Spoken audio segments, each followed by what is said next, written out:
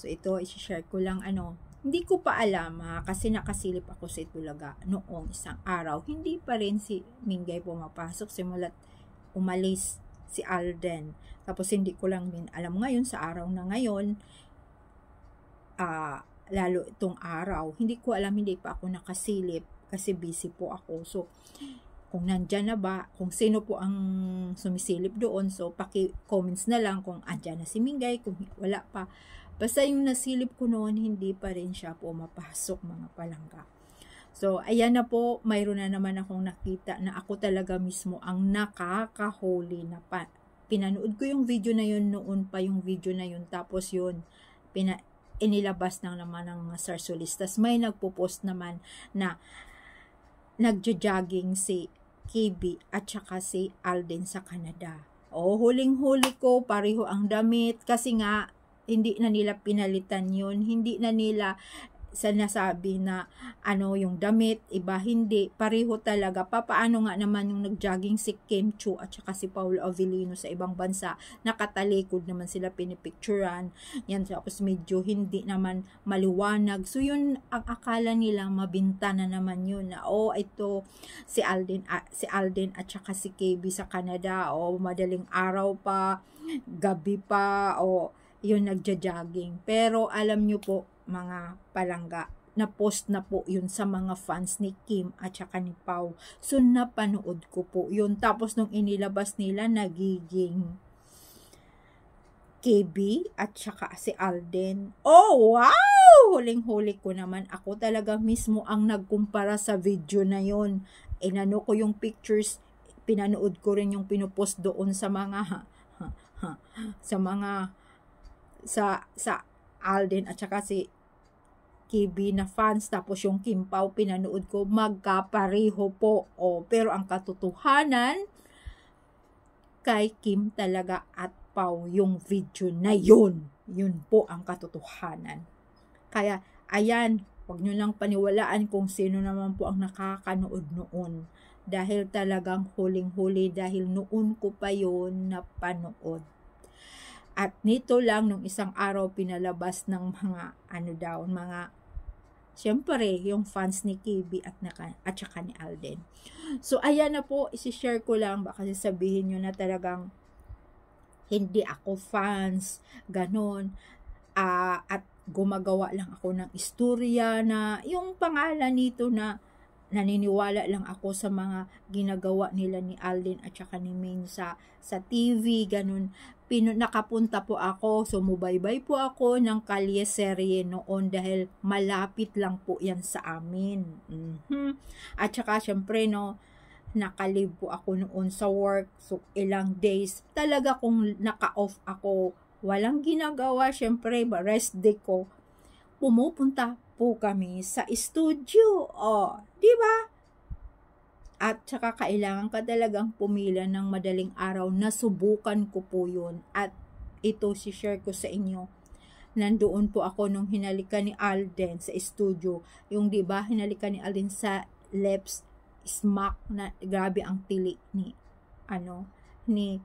Ruby Rodriguez. Tapos si Pauline, buntis pa yun sa panganay nila ni Vic. Andoon po ako, mga palangga, sabog. Grabe ang ingay ng mga tao. Hanggang paglabas, yun pa rin ang pinag-usapan, yung halik na yun, yung smack na yun. Diba?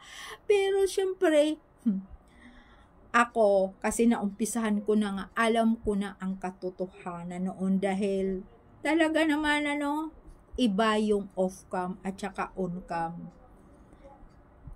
Di ba? At saka yun po ang ilabas nila noon. Syempre, mga katotohanan pa. At alam ko na talagang lumalaki yung balakang ni Mingay. At saka pagpasok pa niya, umpisa yung lumabas siya sa kotse at naka-apron siya. Nandoon po kami na yun ng place na yun. Yung sa lugar na yun kung nasaan si Mingay, nandoon po kami. Kaso medyo malayo lang dahil syempre may nakaharang na mga GMA staff or Itbulaga na staff na nandoon.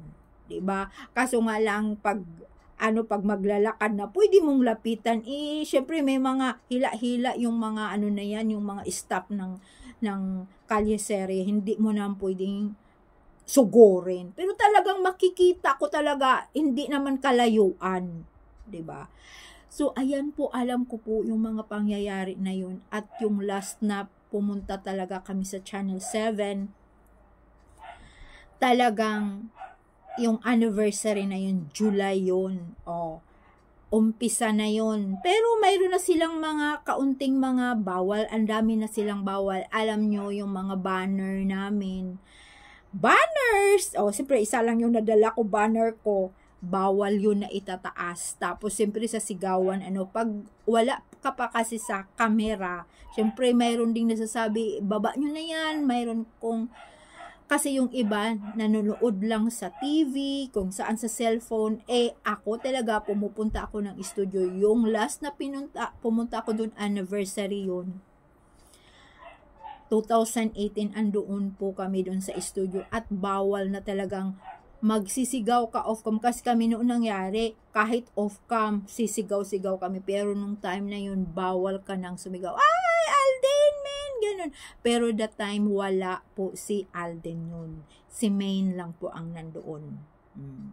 May mga, yun ang, sila po ni Jose ang nag-host noon sa yung Little Miss Philippines. Yun po, mismo nandoon po ako sa studio. Alam nyo, bawal. Ang dami ng bawal.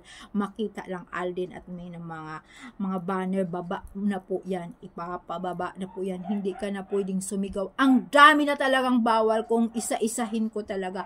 Kaya ako, doon talaga ako naniniwala talagang pinaghiwalay na yun, hindi na, minsan na lang si Alden noon pumapasok. Dahil wala na yung kaliserye, di ba? Minsan na lang yun pumapasok si Alden. Palagi na si Minga yun ang nandoon sa studio. Di ba? Kasi, ang daming bawal, ay nako, kasi talaga namang hindi yan titigil kasi karamihan naman na nandoon sa loob ng studio. Ito ang katotohanan po, ito nga pala nga, karamihan talaga nanonood sa studio, puro Aldab Nation. Bata man, hindi naman po lang, karamihan doon mga kasi ang alam nila, puro lang mga seniors. Ang dami po mga 1820s, ang dami, puro po yan, Alden at Maine. Puro Aldab. Kaya, ang mga doon, sumisigaw doon, puro Aldab. Pero bawal ka nang tumaas ng kamay. Bawal, ang dami pong sumisita. Bawal na nangyari. Kaya talagang, iba na talaga ito. Talagang bawal, ang dami na. Kaya, yung iba, hindi naman bawal. Bawal na po that time. Hindi ka na pwedeng magsisigaw sa love team nila dahil pinaghiwalay na po yung dalawa na yun. Pero inunti-unti nila, halata na po, lalong-lalo ka na pag pumunta ka ng studio, halata na. Basta yun po, ang dami ko talagang experience na nalalaman doon off-cam. Kaya hindi ako naniniwala yung mga inilabas ngayon, wala, bulok po yan mga palangga. Kaya Aldab pa rin tayo, talagang yun ang katotohanan.